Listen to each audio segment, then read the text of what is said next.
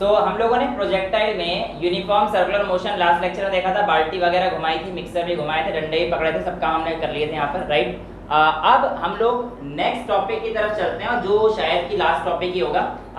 जो आपका प्रोजेक्टाइल है, अगर मैं उसे किसी इंक्लाइंड प्लेन पे फेंकता हूँ, इंक्लाइंड प्लेन मतलब मैंने पहाड़ पे चढ़ना है, तो पहाड़ पे चढ़कर अगर उसका आएगा तो कुछ ना कुछ स्लोप पहले से ही होगी हमारे पास, राइट। यानी कि अगर मान के चलो इंक्लाइंड प्लेन है, इसका मतलब कुछ ऐसी कहानी है, ये आपके पास आपका ग्राउंड लेवल है, बट आपके पास एक इंक्लाइंड प्लेन ऐसे है, और मैं जो आपको कोई बॉल या कोई भी ऑब्जेक्ट फेंकने को कह रहा हूं, उसको आप कुछ इस तरीके से फेंकने वाले हैं, राइट। तो यानी कि आप ऑलरेडी थीटा डिग्री या फिर थीटा एंगल से ऊपर तो हैं इस इंक्लाइंड प्लेन, लेकिन जो बंदा यहाँ पर खड़ा है उसके लिए और यहाँ पर जो बंदा खड़ा है उसके लिए इस बार कहानी चेंज है।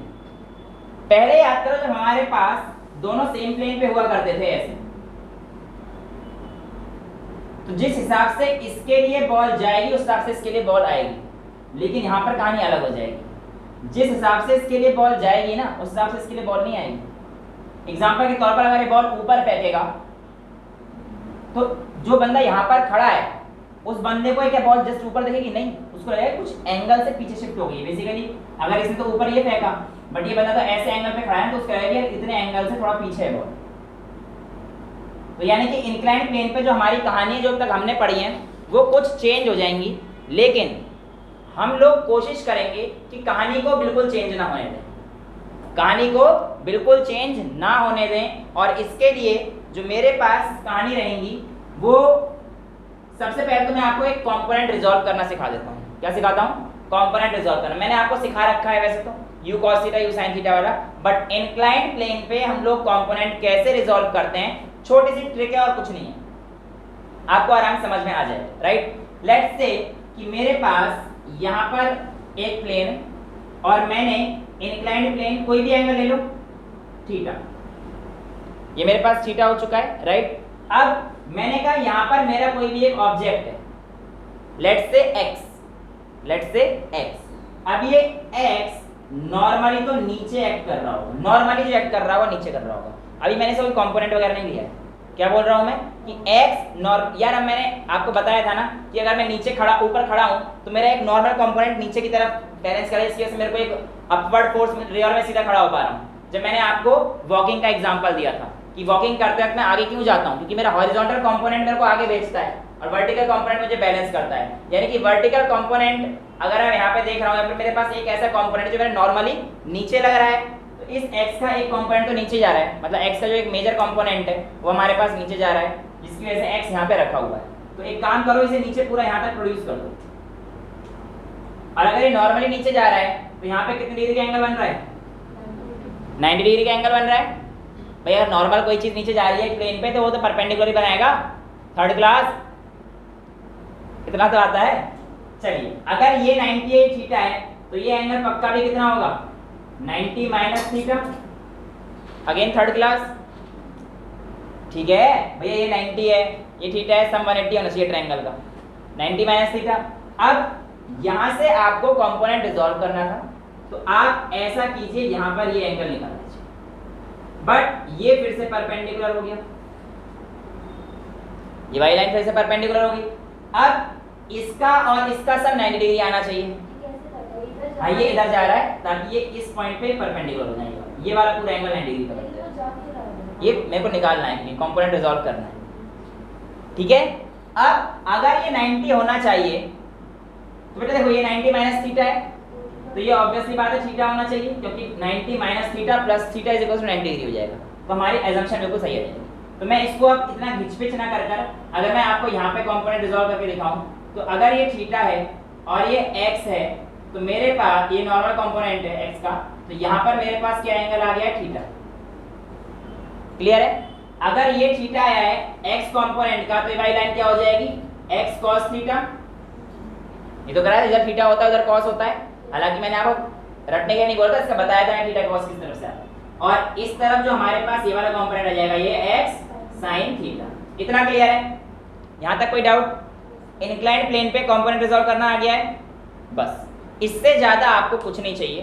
अब आपको बेसिक ट्रेजेक्ट्री आनी चाहिए, बेसिक प्रोजेक्टाइल मोशन आना चाहिए और उसके बाद इंक्लाइंड प्रोजेक्शन बहुत ही सिंपल हो जाएगा। आइए देखते हैं कैसे। इंक्लाइंड प्रोजेक्शन का मतलब मेरे पास कोई भी एक प्लेन थीटा डिग्री से अपलिफ्ट हो गया है, थीटा डिग्री से उठ गया है। अब मैंने यहां पर खड़े होकर एक बॉल फेंकी है, तो बॉल फेंकने की वजह से लेट से मैंने उसको यू वेलोसिटी से फेंका है, यू वेलोसिटी से फेंका है और ये यू इस स्लोप के साथ मेरा अल्फा एंगल बना रही है, राइट। अब मैं आपसे कहता हूं कि ये वाला जो ट्रेजेक्ट्री है, ये वाला जो पाथ है जो ये फॉलो करेगा, कुछ इस तरीके से करेगा, राइट। और कुछ बच्चों का कहना था कि सर अगर मैं इसकी ट्रेजेक्ट्री को अल्फा लेकर सॉल्व कर दूं, जैसे हमारे पास नॉर्मल ट्रेजेक्ट्री रहती है उसी ट्रेजेक्ट्री में से इसको अल्फा लेकर सॉल्व कर दूं तो मेरे पास कहानी खत्म हो जाएगी, राइट। अगर मैं इसको अल्फा लेके सॉल्व करूं, बाकी सारी कहानी पुराने की तरह लगा दूं तो सर आसान हो जाएगा। नहीं, ऐसा नहीं होगा। ऐसा क्यों नहीं होगा? ऐसा बेटा इसलिए नहीं होगा क्योंकि इस बार पहली बार आपके हॉरिजॉन्टल कंपोनेंट में भी ग्रेविटी रोल प्ले करेगी। यहां पर अगर आप देख रहे हो तो आप एक स्लोप पर खड़े हैं और इस स्लोप पर लेट से अगर आपका ये पॉइंट, कोई सा ही पॉइंट डालो, सब जगह सेम कहानी रहने वाली है। इस पॉइंट पर ग्रेविटी तो हमारे पास नीचे ही एक्ट कर रही होगी, तो ये मेरे पास वैल्यू ऑफ ग्रेविटी आएगी। जैसा ही मैंने आपको समझाया कंपोनेंट रिजॉल्व करना, ये वाला हमारे पास थीटा आएगा, तो ये वाली वैल्यू इसकी क्या आ जाएगी? जी कॉस थीटा, और ये वाली वैल्यू मेरे पास क्या आएगी? जी साइन थीटा। यहां तक कोई डाउट? कंपोनेंट रिजॉल्व करना आ गया? हाँ जी, माइनस नहीं आएगा बेटा, माइनस प्लस का खेल अभी रुक जाओ, क्योंकि ग्रेविटी आपकी बात बिल्कुल ठीक है, नेगेटिव रहेगी, बट वो कैसे क्या रहेगी अगर मैं आपको अभी बता दूंगा कंफ्यूज हो जाओगे, क्योंकि मैंने आपको जो साइन कन्वेंशन सिखा रखी है उसी के बेस पे हम लोग लेंगे, ठीक है। ग्रेविटी जनरली नीचे ही लगती है तो हम लोग क्या लेते हैं? माइनस। लेकिन ये ग्रेविटी आप अपने कंपोनेंट पे लग रही है, तो यहाँ पे किस तरीके से माइनस आएगा ये अभी हम लोग देखेंगे। अब अगर मैं बेटा इसको टाइम ऑफ फ्लाइट निकालना चाह रहा हूँ, क्या चाह रहा हूँ मैं? इसकी टाइम ऑफ फ्लाइट निकालना चाह रहा हूँ, तो टाइम ऑफ फ्लाइट निकालने के लिए मैं क्या करूँगा? तो आपको याद है टाइम ऑफ फ्लाइट निकालने कितने समय तक वो हमारे पास हवा में रहा, ये चीज़ निकालना है। तो बेसिकली मैं वर्टिकल डिस्टेंस निकाल लेता हूँ, राइट। यार ये बड़ा कॉम्प्लेक्स सा आ रहा है, मैं थीटा लूँ या अल्फा लूँ? अल्फा ले लूँ, थीटा ले लूँ? एक काम करो, गोली मारो। मैथमेटिक्स में एक चीज़ अलाउ होती है कि अगर ये थीटा डिग्री से चेंज हुआ होगा तो आपका बेसिकली एक्स एक्सिस, ये देखो ना, इसको अगर थीटा डिग्री से नीचे कर दो तो एक्स एक्सिस यहीं पे आ जाएगी, और अगर आपने इसे थीटा डिग्री से उठाया है तो ऑब्वियसली बात है वाई एक्सिस भी थीटा से शिफ्ट हो गई होगी, यानी कि जो पहले वाई एक्सिस में ब्लू लाइन से दिखा रहा हूँ ऐसे हुई है, अब जो वाई एक्सिस है इसके रेस्पेक्ट में वो कुछ इस तरफ आ गई होगी। अगर आपके पास इस लाइन पे u cos अल्फा होगा तो आपका u sin अल्फा इस लाइन पे हो रहा होगा, ये तो कहानी होगी, और तो कोई चेंज नहीं हो सकता, ये तो परफेक्ट है। अब एक काम करते हैं, इसको ध्यान में रखना, बस इसकी डायरेक्शन देखो, g cos थीटा नीचे लग रहा है और g sin theta x axis के अलोंग ही तो लग रहा है, अगर मैं ध्यान से देखूंगा तो उसी लाइन पे लग रहा है ना, along the line of action ही लग रहा है ना। एक काम करो, इसे ना ऐसे कर दो, इस लाइन को पकड़ो और जूम वापस से इधर ले आओ, तो आपके पास क्या रहेगा? थीटा को खत्म कर रहे हो धीरे धीरे, तो आपके पास कहानी क्या रह जाएगी लास्ट में कि भैया आप उसी मोशन पे आ जाओ। ये थीटा बन गया, सॉरी अल्फा बन गया, ये देखो ये अल्फा बन गया, और यहाँ पर आप पहुंच गए ऐसे ही, ये वाली वैल्यू आपके पास क्या आ जाएगी हॉरिजॉन्टल की? u cos अल्फा, और ये वाली वैल्यू आपके पास क्या आ जाएगी बेटा? u sin alpha. कोई डाउट? क्लियर है? इसको मैंने नीचे रख दिया, जैसे इसको उठाया था थीटा से, अब मैं थीटा को नीचे रख दिया। अच्छा, इसको नीचे रखूंगा तो ये पूरा कंपोनेंट नीचे आएगा। अब इसको नीचे लाऊंगा तो ये g भी यार नीचे आएगा, देखो g का कंपोनेंट नीचे आएगा, समझ पा रहे हो? g का ये वाला कंपोनेंट नीचे आ रहा है और g का ये वाला कंपोनेंट इस तरफ आ रहा था। इस तरफ का मतलब पता है क्या है? u एक्सिस के नेगेटिव डायरेक्शन में जा रहा है, यानी कि मेरे पास मेरा g sin थीटा तो इधर लग रहा था और इसमें g cos थीटा इधर लग रहा। समझ में आ गया? क्योंकि हमारे पास g cos से डाउनवर्ड एक्ट कर रहा है और वो इस पॉइंट से डाउनवर्ड एक्ट कर रहा था, जब मैंने इसको नीचे शिफ्ट किया तो ये भी तो नीचे शिफ्ट हो जाएगा।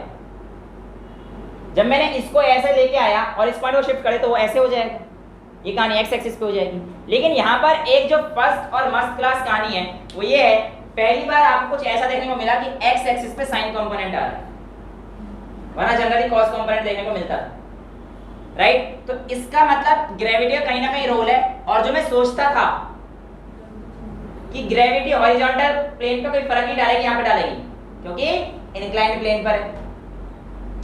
समझ में आ रही है बातें? अब आपकी कहानी बहुत सिंपल हो जाएगी, जो कि आप लोगों ने कर रखी है। यहां से डाल देते हैं इसको। ये आपके पास बेसिकली क्या है, पूरा time of flight. Time of flight यही तो है बेटा। टाइम ऑफ फ्लाइट में मेरे पास में वर्टिकल मोशन कंसीडर करता हूं, क्योंकि वर्टिकल मोशन तो कंसीडर करूंगा। Reason, what is time of flight? The time in which a projectile remains in air. वो पूरा टाइम जो आप लोगों के पास प्रोजेक्टाइल हवा में रहा उसको हम लोग क्या बोलते हैं, टाइम ऑफ फ्लाइट। दो मेथड करने के, आपको याद होगा, पहले मैंने हाफ तक का निकाला था, उसके बाद इंटू 2 कर दिया था, ये हम पीछे कर चुके थे। आपकी मर्जी है उससे करना है तो उससे करेंगे। ऑल्टरनेट मेथड दूसरा, यहाँ तक का मैं अगर डिस्टेंस लेके कैलकुलेट करना चाहूँ उससे भी निकाल सकते हैं। एक तरीका मैंने आपको सिखा दिया था, दूसरा आप कर लो। एक तो पहले सिखा दिया हाफ बार इंटू 2 करना, तो मैंने आपको पिछले लेक्चर में सिखा रखा है। अब एक काम करते हैं, दूसरा मेथड यूज कर लेते हैं, बात दोनों सेम आएगी। आप अब भी ऐसे कर सकते हो कि यहाँ पे मैक्सिमम हाइट पे v/0 लेकर काम कर सकते हो। चलो उसे मैक्सिमम हाइट में सिखा दूंगा, इसमें दूसरा तरीका सिखा दूंगा। ऐसा करते हैं, यहां से लेकर यहां तक गया, ठीक है, सोचो ध्यान से, यहां से लेकर यहां तक गया। मैं बात कर रहा हूं वर्टिकल मोशन की। वर्टिकल मोशन में इसने हाइट कितनी कवर करी, कितनी हाइट कवर करी है? u sin u cos h, अरे 0। अरे मुन्ना, यहां से और यहां पे वर्टिकल कंपोनेंट में क्या चला है? कुछ भी नहीं चला वर्टिकल में, तो यानी कि मोशन अलोंग y एक्सिस 0 है। उसने रेंज भले ही कवर करी है, लेकिन अगर वो यहां पर पहुंच चुका है तो ये तो उसे टाइम ऑफ फ्लाइट माना जाएगा, और इस समय पर उसका वर्टिकल मोशन क्या हो गया है, 0। यानी कि अगर मैं अपनी वर्टिकल मोशन पे इक्वेशन लगाता हूं, कौन सी लगेगी, s is equals to ut plus half at²। Normal equation यही होती है। अब सारी चीजों को साइन कन्वेंशन के साथ रखेंगे। ये चीज बोली थी मैंने, sy uy ay, क्योंकि y एक्सिस पे ले रहा हूं सारी चीज, राइट। sy कितना है, 0, तो 0 इज इक्वल्स टू uy का मतलब आपके पास क्या आएगा, u sin अल्फा, क्योंकि y कंपोनेंट क्या है हमारे पास u का, u sin alpha into t plus 1/2 a की वैल्यू इस वर्टिकल मोशन के लिए कौन सी है, g cos थीटा, और वो भी कौन से डायरेक्शन में, नीचे की डायरेक्शन में। इसीलिए इसकी वैल्यू मेरे पास क्या आ जाएगी, minus g cos theta into में t²। क्लियर है, कोई डाउट? 1/2 ay की वैल्यू, क्योंकि एक्सेलरेशन इस बार नीचे एक्ट कर रहा है ना, y कंपोनेंट का एक्सेलरेशन ये था, मैंने आपको दिखा दिया है। यहां से ये सीधे फिगर नहीं मिटाइए, तो ये हमारे पास वैल्यू आ गई है। अब इसको इधर लेके आ जाओ, तो आपके पास क्या आ जाएगा, 1/2 g cos थीटा प्लस का हो जाएगा, देखो प्लस माइनस माइनस इधर आके प्लस हो गया, 1/2 g cos theta t² is equals to u sin alpha into t, right. एक t से एक t कट जाएगा। ये बेसिकली टाइम ऑफ फ्लाइट ही है, क्योंकि पूरा टाइम निकाल दिया है मैंने। तो आपके पास capital T is equals to u sin alpha upon में g cos थीटा। कुछ मिस्टेक हो रही है, अच्छा सॉरी, 2 मल्टीप्लाई हो रही है, कोई मिस्टेक नहीं है, ठीक है। वो याद तो रहता है, पर इसलिए लग रहा था कुछ गलती है। वहां पे क्या आया था, 2u sin theta by g। हमारे पास नॉर्मल वाले केस में क्या आया था बेटा, याद करो, t is equals to 2u sin theta by g। और यहाँ पे क्या आ रहा है, बस एक फैक्टर आ गया थीटा की जगह अल्फा, क्योंकि इस बार हम लोगों ने अल्फा से एंगल बनाया था। कोई चेंज नहीं है, बिल्कुल सेम परफेक्ट वैल्यू वही है। तो यहाँ पे क्या आ गया है, अल्फा, और g की जगह क्या आ गया है, cos थीटा। क्यों, क्योंकि ग्रेविटी हमारे पास इस बार डाउनवर्ड रिएक्ट कर रही है, g cos थीटा फेक्ट कर रही है। यानी कि अगर मैं इंक्लाइंड प्लेन से फेंकता हूं तो मेरा नॉर्मल फॉर्मूला काम नहीं करेगा, क्योंकि यहाँ पर हमारे पास g वेरी कर रहा है। अच्छा, अगर मैं कहूँ आपके पास मैक्सिमम जो रेंज हाइट होती थी उसकी, मैक्सिमम हाइट में भी हमारे पास कुछ कहानी ऐसी नहीं आ जाएगी। जहाँ पे थीटा था वहाँ पे अल्फा कर दो, जी की जगह जी कॉस थीटा कर दो, आंसर वही आएगा। ये ट्रिक है, करके देख लेते हैं। मैक्सिमम हाइट प्रोजेक्टर की ये वाली होगी, मैक्सिमम हाइट प्रोजेक्टर की ये वाली हमारे पास रहने वाली है। मैक्सिमम हाइट पे हमारे पास इस बार वर्टिकल मोशन कवर किया गया होगा, इस बार जीरो थोड़ी होगा बेटा, इस बार तो वर्टिकल मोशन कवर किया, क्योंकि मैक्सिमम हाइट बोल दी ना मैंने। तो मैक्सिमम हाइट का मतलब क्या है कि वर्टिकल मोशन मेरा कवर किया जा रहा है, और मैंने मान के चल दिया ये मेरा h, कोई भी वैल्यू हो सकती है। तो आप इक्वेशन यूज कीजिए, v square is equals to u square plus 2gh, third equation of motion. अब मैक्सिमम हाइट पे जाओगे तो ये सारी चीज y y पे कर देते हैं, y एक्सिस पे चल रही है कहानी।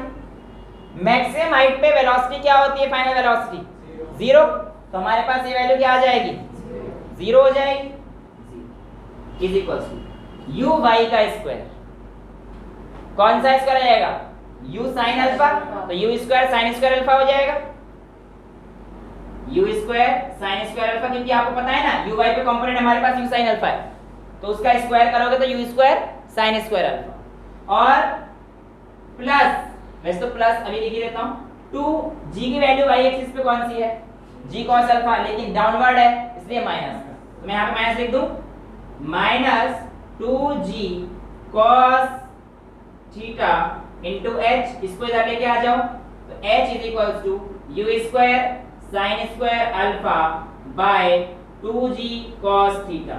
याद करो वहां पर मैक्सिमम रहती u square sine square theta upon 2g, हमारे पास नॉर्मल केस जो प्रोजेक्टाइल था उसमें आती u square sine square theta upon 2g, अभी मैंने यही तो कहा था, बस थीटा की जगह अल्फा कर दो और g की जगह g cos थीटा कर दो, बाकी कोई आंसर चेंज नहीं आएगा। क्लियर है, यहां तक कोई डाउट? ये क्या है आपके पास, maximum height attained by a projectile. Clear है। नेक्स्ट जो हमारे पास आएगा वो थोड़ा सा कॉम्प्लिकेटेड है तो नहीं, बस थोड़ा लेंथी डेरिवेशन हो जाती है इसलिए कॉम्प्लिकेटेड बोल देते हैं, कि इसका रेंज क्या है, यहां से लेकर यहां तक की अगर रेंज आएगी वो क्या आएगी, यहां से यहां तक की जो रेंज आएगी वो क्या आएगी। तो आप लोगों को रेंज निकालना मैंने सिखा रखा है, कैसे निकालते हैं हम लोग रेंज। रेंज निकालने के लिए कौन सा कंपोनेंट लेते थे हम लोग, हॉरिजॉन्टल कंपोनेंट, क्योंकि बेसिकली उस समय पर डिस्टेंस ये कंप्लीट करता था, लेकिन इस बार कहानी अलग होगी, इस बार रेंज वैसे नहीं आएगी। क्यों नहीं आएगी, पहले इस चीज को समझ लेते हैं। जो हमारे पास पुरानी कहानी हुआ करती थी वो सिंपल यही वाली हुआ करती थी, ये वाली नहीं हुआ करती एंगल वाली। इसके केस में हॉरिजॉन्टल में ग्रेविटी का कोई रोल नहीं हुआ करता था, लेकिन यहां पर तो ग्रेविटी का रोल है क्योंकि इंक्लाइंड प्लेन पे आ गया है। तो इंक्लाइंड प्लेन पे आने की वजह से जो हमारे पास ग्रेविटी रोल प्ले करेगी उसका इफेक्ट हमें देखना पड़ेगा, और वही इफेक्ट आपको रेंज को बताएगा। अब यानी कि अगर मैं रेंज कैलकुलेट करना चाहता हूं तो बेसिकली डिस्टेंस ही फॉर्मूला अपना वही लगाएंगे, s ut plus half at square, 9th class, s ut plus half at square. अब u कौन सा है हमारे पास, u cos थीटा, यहां के लिए u cos अल्फा, क्योंकि हमारे पास इसमें u तो हॉरिजॉन्टल के साथ cos एंगल बना रहा है, तो हमारे पास range is equals to u cos alpha. t क्या है, जब यहां से यहां तक आया है तो पूरा टाइम ऑफ फ्लाइट, तो यहां पे आपने टाइम ऑफ फ्लाइट निकाला है, डाल दो, फिर कितना आ जाएगा 2u sin alpha upon g cos theta, चलेगा, प्लस 1/2, a की जगह g आएगा, पर g कौन सा आएगा, इस बार हॉरिजॉन्टल कंपोनेंट का g sin थीटा है पर माइनस में, तो बेटा इसलिए मैं आपको माइनस वहां पे कह रहा था, रुक जाओ, कि वहां पे अगर माइनस लगाया तो माइनस माइनस प्लस हो जाएगा। फिर देखो ना, अगर आपके हिसाब से अगर मैं इसे माइनस हाफ जो आपकी इक्वेशन बताई है अगर ऐसे करता हूं तो यहाँ पे g को वैल्यू अगर मैं लूंगा माइनस साइन तो यहाँ पे प्लस हो जाएगा, राइट। तो हम लोगों को ध्यान रखना है कि हम लोगों को क्या गलती नहीं करनी है, तो जब आपके पास आता रहे चीजें उसे कंपोनेंट के साथ करते जाइए, ठीक है। तो प्लस हाफ इंटू जी की value minus of g sine theta into t का स्क्वायर, मतलब इसका स्क्वायर करना पड़ेगा मुझे, तो यहाँ पे कर देता हूं मैं 4u square sine square alpha upon में जी स्क्वायर कॉस स्क्वायर थीटा। थोड़ा सा डेरिवेशन लंबी है और कुछ नहीं है, बच्चों वाली चीजें। देखो इसे माइनस कर दो सीधा, ये हटा देता हूं ब्रैकेट और यहाँ पे माइनस लगा देता हूं, चलेगा, माइनस प्लस माइनस हो जाएगा, तो ये आपके पास फाइनल वैल्यू आ जाएगी, राइट। अच्छा, अब यहाँ पर क्या क्या हो सकता है एलिमिनेट, पहले एलिमिनेट कर दो, और तो कुछ मेरे को दिख नहीं रहा कि कुछ एलिमिनेट हो जाएगा, नहीं और कुछ एलिमिनेट नहीं होगा बेटा, हाँ ये हो जाएगा, ठीक है। अब इसका एलसीएम ले लो, क्या आएगा, जी cos स्क्वायर थीटा एलसीएम आ जाएगा, ये तो एज इट इज रहेगा और यहाँ पे cos थीटा की मल्टीप्लाई हो जाएगी। तो बेटा कर दो फटाफट से काम को शुरू, जी cos स्क्वायर थीटा एलसीएम लिया तो आपके पास बच जाएगा 2u sin alpha into you, देखो u इंटू यू स्क्वायर कर रहा हूँ, 2u square sin alpha cos theta, समझ गए कि जी cos स्क्वायर थीटा एलसीएम लिया है, और यहाँ पर बिल्कुल सेम रहेगी, कोई चेंज नहीं आएगा, माइनस का साइन लगा दीजिए, minus 2u square sin square alpha into sin theta, ये क्लियर है, कोई डाउट। अब यहाँ से क्या क्या कॉमन आ सकता है, देखो 2u square sin alpha common आ सकता है, तो यहाँ से ले लीजिए 2u स्क्वायर sin अल्फा, अगर आप कॉमन ले लेते हैं तो आपके पास बचेगा cos alpha into cos theta minus sin alpha into sin theta, और अपॉन में g cos स्क्वायर थीटा, इसको हम लोग क्या लिख सकते हैं, cos a plus b, right, function change हो जाते हैं, आपको पता होगा cos और ऐसा, cos a cos b minus sin a sin b is cos a plus b, तो यहाँ पर आपके पास क्या आ जाएगा, 2u square sin alpha upon g cos square theta into cos of alpha plus theta, this will be the derivation जो आप लोगों के पास आती है जब हम लोग ऊपर फेंकते हैं, ठीक है। अब एक और डेरिवेशन आती है, उसमें आपके पास कहानी क्या आएगी, सेम यही रहेगी, कोई चेंज नहीं करना, जिसको करनी है घर पे जाके प्रैक्टिस कर लेना। देखो अब की बार कहानी ऐसी है कि आप यहाँ पर हैं, यानी कि ऑलरेडी स्लोप पर है, अब ये स्लोप है तो बेसिकली ये एंगल आपके पास थीटा है, राइट, और आप इस बार टॉप पर खड़े होकर अल्फा डिग्री से बॉल फेंक रहे हो, यानी कि अंतर क्या रहा, कुछ भी नहीं, याद करो ऐसे काम हम कर चुके हैं पहले, जब एक हाइट पे खड़े होकर हमने बॉल फेंकी थी, इस बार हम एक एंगल पे खड़े होकर बॉल फेंक रहे हैं, कोई चेंज नहीं आएगा, एक चेंज आएगा, उस चेंज को देख लेते हैं, बाकी टाइम ऑफ फ्लाइट की वैल्यू यही रहेगी, मैक्सिमम हाइट की वैल्यू यही, चेक कर लेना पक्का ही रहेगी, बस यहाँ पर क्या चेंज आ जाएगा, ये अल्फा माइनस थीटा हो जाएगा, ऐसा क्यों ये मैं आपको बता देता हूँ, डेरिवेशन घर पे कर लेना, वरना फिर हम लोग क्वेश्चन पे फोकस करेंगे और टाइम बचा लेंगे। अब देखिए यहाँ पर मैंने इसको यहाँ पर फेंका, कहानी क्या है कि मेरे पास इस पॉइंट पर अगर मैं देखूंगा तो मोशन कुछ इस तरीके से होने वाला है, राइट। अब मेरे पास थीटा एंगल ये है, तो कहानी क्या होगी, ये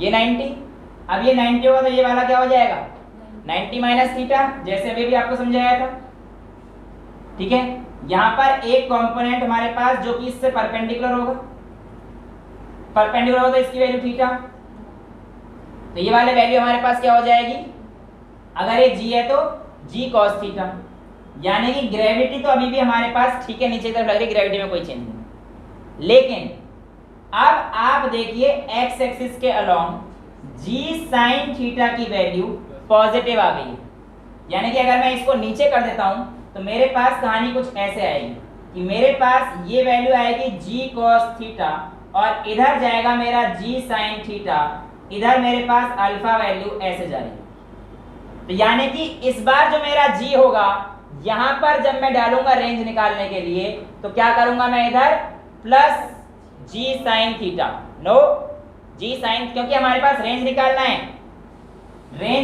है, तो हमारे पास कहानी अंतर हो जाएगी, देखिए r is equals to basically ये वाला डिस्टेंस जो उसने कवर करी है, तो ux हमारे पास क्या हो जाएगा, g sin थीटा प्लस का, यहाँ पर भी तो हमने कुछ गलती करी है क्या, नहीं सही तो रहा है, u sin अल्फा लिया है ना यहाँ पे भी, ठीक है, क्योंकि यहाँ पे तो हमारे पास g लगा ही नहीं है, जहाँ पे g की वैल्यू आई है वहां पे हमने g sin थीटा ले रखा है, ठीक है। तो यहाँ पर हमारे पास क्या आ जाएगा, r is equals to u t plus half g t square, और इस बार ये वैल्यू प्लस की रहेगी। क्यों? क्योंकि हमारे पास जी क्या है इस बार, उसी डायरेक्शन में जिस डायरेक्शन में जा रहा है। ठीक है, और जब फाइनल वैल्यू आएगी आपके सॉल्व करके ना, तो आपके पास ये जाएगा cos alpha cos theta plus sin alpha sin theta, जो कि इसकी वैल्यू होती है cos a माइनस बी। इसलिए cos अल्फा माइनस थीटा जब आप किसी टॉप से उसे फेंकेंगे। ठीक है, तो ये आप लोगों के पास पूछी जाती है, किस तरीके से करेंगे। हालांकि ये वैल्यू याद रखते हो तो ठीक है, बट नहीं भी रखते हो तो भी अगर आपको नॉर्मल इक्वेशन ऑफ मोशन आती है तो आप अपना काम कर लोगे। कैसे? एक एग्जांपल ले लेते हैं। मैं कहता हूं कि लेट्स से थीटा की वैल्यू आपको 30 डिग्री और अल्फा की वैल्यू 45 डिग्री दे दी। मैंने एक क्वेश्चन दे दिया आपको कि आपके पास अल्फा की वैल्यू 30 डिग्री है और थीटा की वैल्यू एक कोई भी मान लो यार, कोई सा भी कुछ ही मान लो, अल्फा थीटा कोई सा भी कुछ मान। ठीक है, अब आपको एक बोलता है कि उसकी जो यू दे रखी है, यू दे रखा है लेट्स से 5 और टाइम दे रखा है, ये भी चलो मेरा बर्थडे 5 फरवरी पे तो 5 सेकंड। जब भी तुम्हें कोई डेटा मिसप्रिंट हो जाए तो समझ जाना तुम्हें 5 लेना है। ठीक है, हाँ, क्योंकि वो मेरा बर्थडे, कुछ तो फायदा होना चाहिए मेरे बर्थडे में। चलिए अब यहाँ पर देखते हैं 5 5 ये आ गया है, ये 30 और ये 45, ये अल्फा दे रखा है थीटा। मैं कहता हूँ टाइम ऑफ फ्लाइट निकालो, टाइम ऑफ फ्लाइट यहाँ डाल दो 2u sin alpha upon g cos theta, डल गया, कहानी खत्म, कोई टेंशन ही नहीं है। ये तो सिंपल सा हो गया। मैक्सिमम रेंज भी ऐसे निकाल दोगे, बात आएगी सॉरी रेंज निकालने की, मैक्सिमम हाइट तो निकाल दोगे आप उधर निकल, बात आएगी रेंज निकालने की। अब रेंज निकालने का इतना बड़ा फॉर्मूला कहाँ से याद करोगे, कैसे करेंगे? देखो रेंज क्या है यार, कितना डिस्टेंस उसने ट्रेवल किया है, और डिस्टेंस का फॉर्मूला क्या होता है, s is equals to ut plus half gt square. u आपको पता है, ये आपको पता है, बस बार g माइनस और प्लस का ध्यान रखना। जब आपने नीचे से ऊपर फेंका है तो ये वैल्यू माइनस की जाएगी, ध्यान रखना इस चीज को।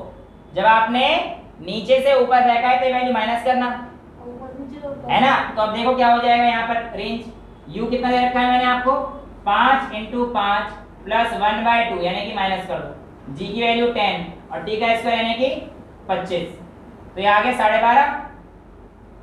ठीक है, हाँ तो वैल्यू चेक कर लेना वो आएगा, और उसमें प्लस कर देना, उसमें प्लस कर देना, मतलब वैल्यू ऊपर नीचे दे दी है। बट मैं आपको क्या कह रहा हूँ कि जब भी आपके पास नीचे से ऊपर जाएगा तो ये वैल्यू माइनस होगी, और ऊपर से नीचे अगर फेंकेगा तो ये वैल्यू प्लस हो जाएगी। आपका सॉल्यूशन हुआ, क्यों होता है। ठीक है, तो इस तरीके से हम लोगों ने प्रोजेक्टाइल मोशन के इंक्लाइंड प्लेन की कहानी को खत्म कर दिया है। आप इतना नोट कीजिए, फिर मैं 1-2 न्यूमेरिकल्स जो मुझे लगते हैं ठीक ठाक हैं, 1-2 जो अभी हो पाएंगे विद इन टाइम स्पेन में, वो कराते हैं। फिर इस चैप्टर को वाइंड करते हैं और अपना नया चैप्टर शुरू करेंगे नेक्स्ट क्लास से, कौन सा, force and laws of motion का। इतना नोट कीजिए। एक क्वेश्चन है, मैं आपसे कहता हूँ एक ब्लॉक है जिसका मास आपको दे रखा है 1 kg, राइट, और इस ब्लॉक को मैंने एक ट्रैक पर छोड़ा है जो कि थोड़ा वुडी था और जिसमें फ्रिक्शन भी आ रहा है, यानी कि जब मैं उसे छोड़ूंगा तो फ्रिक्शन उसको अपोज करना चाह रहा होगा। वुडी ट्रैक पे इसको मैंने छोड़ा है, तो ये छोड़ूंगा तो वुडी ट्रैक मैंने ऐसा बोला कि वो सर्कुलर था, वुडी ट्रैक ऐसा था। ठीक है, और मैंने कह दिया इस ट्रैक का जो रेडियस है, चलो मैं दे देता हूँ, इस ट्रैक का जो रेडियस है वो आपके पास कितना है, 40 सेंटीमीटर दे रखा। ठीक है, और आपसे कहता है कि जब ये इस पॉइंट Q पर आया होगा, जब ये इस पॉइंट Q पर आया होगा तो आपको बताना है कि उसकी वेलोसिटी क्या रही होगी। अगर इस ब्लॉक का मास 1 kg है और आपसे कहता है कि फ्रिक्शन के दौरान, जब यहाँ ब्लॉक नीचे आया होगा इससे तो फ्रिक्शन तो लगा ही होगा, फ्रिक्शन के दौरान जो उसने वर्क किया, मतलब जो वर्क डन फॉर फ्रिक्शन जितना उसने किया वो आपको 150 जूल दे रहा है। तो आप बताइए कि कितना वेलोसिटी होगी जब वो Q पॉइंट पर होगा। ट्राई करो बेटा। इस क्वेश्चन को करने के लिए कुछ ज़्यादा था नहीं, बहुत सिंपल सी कहानी थी, लेकिन दिमाग लगाना था। एक्चुअली में क्या था, पहले तो यहाँ पर आपको एक परपेंडिकुलर ड्रॉ करना था जिससे कि ये एंगल आपको क्या हो जाता, 90 डिग्री हो जाता। अब ये जो डिस्टेंस हो जाएगी ये आपके पास थीटा डिग्री है। ठीक है, तो आपके पास ये वैल्यू क्या आ जाएगी, r sin थीटा, ये वैल्यू हमारे पास क्या आ जाएगी, r sin थीटा, राइट। अब आप लोगों को ये हाइट मिल गई यहाँ से यहाँ तक की। r sin theta. और आपको नॉर्मल अपना वही 9th क्लास वाला कौन सा फॉर्मूला कि भैया हमें टोटल एनर्जी कंजर्व रहती है, यानी कि loss in potential energy is equals to gain in kinetic energy. ये लगा दे तो आपका आंसर गलत हो जाता है। रीजन क्या है? क्योंकि इसने कहा था कि फ्रिक्शन के अगेंस्ट में भी कुछ ना कुछ वर्क डन हुआ है और उसको आप इधर प्लस करते हैं। ठीक है, तो वर्क डन जो आपके पास अगेंस्ट द फ्रिक्शन हुआ है आप उसको इधर प्लस कीजिए, यानी कि प्लस 150 को, तो आपके पास लॉस ऑफ पोटेंशियल एनर्जी कितना आ जाएगा? पोटेंशियल एनर्जी का formula mgh is equal to gain kinetic energy 1/2 mv² plus 150। m की वैल्यू 1 दे रखी थी, g की वैल्यू 10, h की वैल्यू क्या आ जाएगी? r sin थीटा, तो 1 यानी कि 10 r रेडियस दे रखा है 40 sin theta, 40 sin theta is equals to 1/2 into m यानी कि 1 इंटू v² प्लस 150। इसको आपको सॉल्व करना था, v को थीटा की टर्म्स में लाया था। हालांकि v शायद जहां तक मुझे याद 30 डिग्री दे रखा था, तो और आसान हो जाएगा आपके लिए। sin 30 1/2 तो आपके पास 20 वैल्यू आ जाएगी। आप थीटा की टर्म्स से निकाल देना, कोई दिक्कत नहीं, किसी के लिए वैल्यू तो आपको निकल जाएगी। तो 30 डिग्री इसने लिखा है sin 30 1/2, राइट? तो 1/2 यहाँ पे हो जाएगा 20 is equals to 1/2 v² plus 150। ये जरा कितना हो जाएगा बेटा हमारे पास? 1/2 v² इज इक्वल्स टू, गड़बड़ तो नहीं हो रही है ना? वहाँ पे 10 भी तो आएगा 40 के बाद। कहाँ पर बेटा? mg के आना आपने। हाँ, तो कर तो दिया हमने, नहीं करा क्या? मास 1 है इंटू 10 हमने ये ले लिया, और h यानी कि हाइट हमारे पास क्या आएगी? r इंटू 40, सॉरी बिल्कुल सही कह रहे हो, 40 इंटू 10 बेसिकली यहाँ पे क्या आएगा? 400 इंटू साइन थीटा, 400 यानी कि इंटू 1/2, तो ये कितना आ गया? 200। तो इधर आके माइनस हो जाएगा सेंटीमीटर में। हाँ ठीक है, वो डाल देना, वैल्यू तो सेंटीमीटर को मीटर में कन्वर्ट कर देना, उसमें कोई फर्क नहीं पड़ता। तो ऐसा यूनिट पे लेना, बस मैं आपको तरीका सिखा रहा हूँ। तो यहाँ पे कितना आ जाएगा? 200 minus 50, 50 is equal to 1/2 v², और यहाँ पे कितना आ जाएगा? हमारे पास 100 इज इक्वल टू v² और v इज इक्वल टू √100, तो आपके पास 10 मीटर पर सेकंड आ जाएगा। एक क्वेश्चन और जो आपको करना है वो ये है कि एक बॉल है जो कि 45 डिग्री पे प्रोजेक्ट करी गई है। कितने पे करी गई है बेटा? A ball is projected at an angle of 45 degree and it attains a maximum height of 120 metre. इसने कितनी हाइट अटेन करी है? Maximum height 120 metre on touching the ground, यानी कि जब हमने बॉल को प्रोजेक्ट किया 45 डिग्री से टच कर दिया उसे, तो ग्राउंड पे छू, कभी ना कभी तो आएगी ग्राउंड पे। वो कहता है on touching the ground it loses half of its kinetic energy. क्या लूज करती है वो? अपनी जो उसकी काइनेटिक एनर्जी, उसकी आधी काइनेटिक एनर्जी यहाँ पे लूज कर दी है उसने। एंड मतलब जब उसने ग्राउंड टच किया तो हाफ काइनेटिक एनर्जी लूज कर गई। एंड आई कहता है again bounce up with 30 degree, यानी कि पहले तो लूज कर दी उसने हाफ काइनेटिक एनर्जी अपनी, और उसके बाद दोबारा से 30 डिग्री पे उठ गई। आपको बताना है कि जब 30 डिग्री पे उठी है, यानी कि यहाँ पर मैक्सिमम हाइट इसकी कितनी होगी? क्वेश्चन समझ में आया? एक बॉल थी, नीचे फेंका 45 डिग्री से, उसने आप लोगों को दे रखा है 120 मैक्सिमम हाइट अटेन कर रखी है, ठीक है? और आगे कहता है आपसे कि जब उसने half of kinetic energy lose कर दी तब वो 30 डिग्री पे दोबारा राइज करती है। और आपको बताया जब 30 डिग्री पे राइज किया सेकंड टाइम पे, तो आपके पास बॉल के मैक्सिमम हाइट क्या हो? बॉल का मास नहीं दे रहा, 120 45 के m ले लो बेटा, है 120 45 डिग्री के लिए हाइट है। हाँ, जब 45 डिग्री से फेंका तो मैक्सिमम हाइट 120। सॉल्व कीजिए, ट्राई कीजिए बेटा। इस क्वेश्चन में थोड़ा सा ट्रिकी दिमाग लगाना था, बाकी ज्यादा कुछ नहीं था। देखिए सबसे पहले यहाँ पर देखते हैं 45 डिग्री से मैंने बॉल को फेंका, उसमें ऐसा कुछ कह रखा है। क्वेश्चन कहता है जब आपने इसे 45 डिग्री से फेंका था, तो भैया इस 45 डिग्री में इसने ये वाली जो मैक्सिमम हाइट अटेन कर रखी है, कितनी कर रखी है? 120 कर रखी है। और यहाँ पे स्ट्राइक होने पर इसने हाफ काइनेटिक एनर्जी लूज कर दी, और फिर 30 डिग्री से दोबारा उठी है। और 30 डिग्री से दोबारा जब उठी है तो मेरे से पूछा है कि जब ये 30 डिग्री से उठेगा तो ये वाली हाइट मेरे को आप बता दो लाके। ये तो कहानी दी है। अब यहाँ पर आप लोगों को क्या करना था, पहले यहाँ पर देखो क्वेश्चन ने क्या बोला है कि जो आपके पास यहाँ पर स्ट्राइक करते ही हाफ काइनेटिक एनर्जी लूज हो गई, यानी कि जो इनिशियल काइनेटिक एनर्जी हुआ करती थी 1/2 m इनिशियल किससे दूंगा मैं, u final kinetic energy is equals to half of the initial kinetic energy.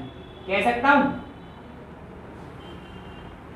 भाई फाइनल जो हाफ एम वी स्क्वायर आएगी, v तो हमारे पास यहाँ होगा ना, वो कहता है इनिशियल की हाफ हुई है, loses half of its initial kinetic energy.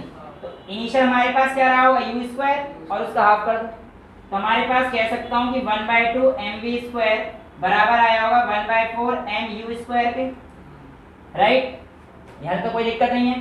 तो आपके पास इस v की वैल्यू कितना आ जाएगा, m से m गया जो बच्चे मास की डिमांड कर रहे थे, ठीक है, और ये आ जाएगा 2, तो आपके पास v इक्वल क्या आ जाएगा u/√2। ये आपके पास v की वैल्यू आ गई है, पहला पॉइंट। अब दूसरा पॉइंट आता है, हम लोग जब यहाँ पर देख रहे हैं तो मैक्सिमम जब इसने 45 डिग्री पे अटेंड करी तो h max का फॉर्मूला क्या होता है बेटा, u square sin square theta by 2g, right. अब हमारे पास वैल्यू क्या आ जाएगा भाई, u को आप ऐसे रहने दीजिए, sin स्क्वायर थीटा को क्या लिख सकते हैं, sin 45 का स्क्वायर 1/√2 और उसका स्क्वायर जाएगा तो 1/2, तो 1/2 अपॉन में 2g, तो कितना आ जाएगा h max जब 45 डिग्री पे था u square by 4g, right.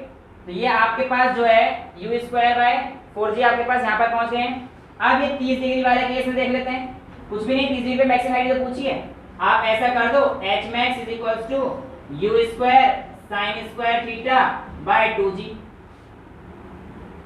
ये तो लगानी है बट u नहीं आएगा यहाँ पे, क्योंकि यहाँ पे वेलोसिटी क्या हुई है, v हुई है, तो हमारे पास ये क्या आ जाएगा v स्क्वायर, राइट। तो आपके पास v की जगह क्या डाल दोगे, u/√2, तो आपके पास क्या आ जाएगा u स्क्वायर बाय √2 का मतलब 2 खुल जाएगा, 2 sin स्क्वायर थीटा यानी कि 1/30 का स्क्वायर कितना हो जाएगा 1/2 यानी कि 1/4, तो 1/4 और इनटू 2g, 2 जब 4 16, तो u square sin square theta upon में 16g, sin स्क्वायर थीटा तो अरे ठीक है,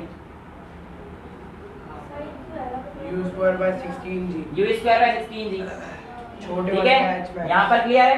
अब ये जो वैल्यू आ रही है, अगर आप इस वैल्यू को गौर करोगे तो आप इसे ऐसे लिख सकते हो कि जो हमारे पास h max यहाँ पे आई थी 45 डिग्री पे, इसको h1 मान लेते हैं, इसको h2 मान लेते हैं, ये वैल्यू 1/4 टाइम्स नहीं है, देखो 1/4, 1/4 टाइम्स आपको दिख रहा है u स्क्वायर बाय 4 और u स्क्वायर बाय 16, तो यानी कि h2 is equals to h1/4 times है, यानी कि हाइट ऑफ 2 मतलब जब हमारे पास 30 डिग्री पे आई होगी, क्योंकि u स्क्वायर बाय 16 आ रहा है ना ये, तो u square by 16 is 1/4 times of this, तो और h1 आपको दे रखा था 120, तो भैया आपके पास आंसर कितना आ जाएगा, h2 इज इक्वल्स टू 120/4 यानी कि 30 मीटर वाज द आंसर। तो बहुत ही सिंपल सा तो नहीं था, बट हाँ एक कॉन्सेप्ट लगाना था, अगर आप उसको पकड़ लेते कि यहाँ पे लूज कर रहा है और यू की वैल्यू निकाल के और आपने वही प्रोजेक्टाइल वाले फॉर्मूले पुट करना था और आपका आंसर आ जाना था, ठीक है। तो यहाँ पर आप लोगों के पास आज के लिए इतना ही रखते हैं और इस चैप्टर के लिए इतना ही रखते हैं। That's all for today, thank you so much.